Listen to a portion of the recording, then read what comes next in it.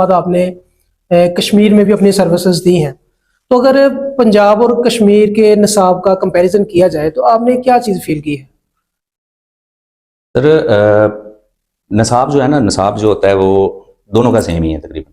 अच्छा। नसाब में मिसाल के तौर पर मुझे इख्तलाफ है मसला अपने कश्मीर के निसाब से। उन्होंने बड़ी मेहनत की हुई है निसाब के ऊपर। वो जैसे मैंने आपसे कश्मीर पहले बात की ना कि हमारा पाकिस्तान में कश्मीर और पाकिस्तान एक ही है, बिल्कुल तो ठीक। जो उन दोनों के सिलेबस है इन्होंने इंटरनेशनल मैार पे रखे हुए, ठीक है, वो उन्होंने वहां कॉपी पे पेस्ट किया हुआ है। कॉपी पेस्ट किया ना, जो उनको वो फॉलो करते हैं वो चीजें। वो देखिए, जो प्राइमरी पोर्शन है आपके बाहर के जो यूरोपीय मुल्क हैं वहां पर पीएचडी लोग प्राइमरी पोर्शन को पढ़ाते हैं।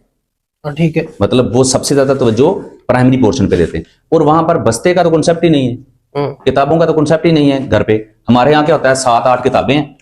कच्ची क्लास का बच्चा, नर्सरी का, प्रेप का बच्चा जो है वो एक इतना बड़ा बैग लेके आता है। अच्छा, वो जितनी भी एक्टिविटीज हैं जो इन्होंने निसाब तरतीब दिया है वो है एक्टिविटी बेस्ड। ठीक है। लेकिन ना तो टीचर इस काबिल है कि वो एक्टिविटी परफॉर्म कर सके, उसको सिखाया नहीं गया। ठीक है। ना टीचर इतना अपडेटेड है कि वो उन चीजों को पूरा कर सके। उसको खुद समझ नहीं चलती सवाल क्या है किताब के अंदर, नसाब के अंदर। तो उसका फिर सोल्यूशन भी तो कोई होगा ना? सोल्यूशन ये है कि वो जब नसाब हर 2 साल बाद तो नसाब चेंज कर देते, फिर कर दिए।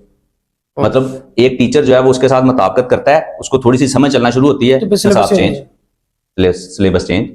ठीक, तो ये चीजें हैं। इनको चाहिए ये कि जो नसाब तरतीब दिया जाता है कम से कम 10 साल के लिए उसको लागू रखा जाए और उस पर फिर मेहनत की जाए। हर टीचर को उसके हवाले से ट्रेनिंग दी जाए, उस पर काम किया जाए, फिर जा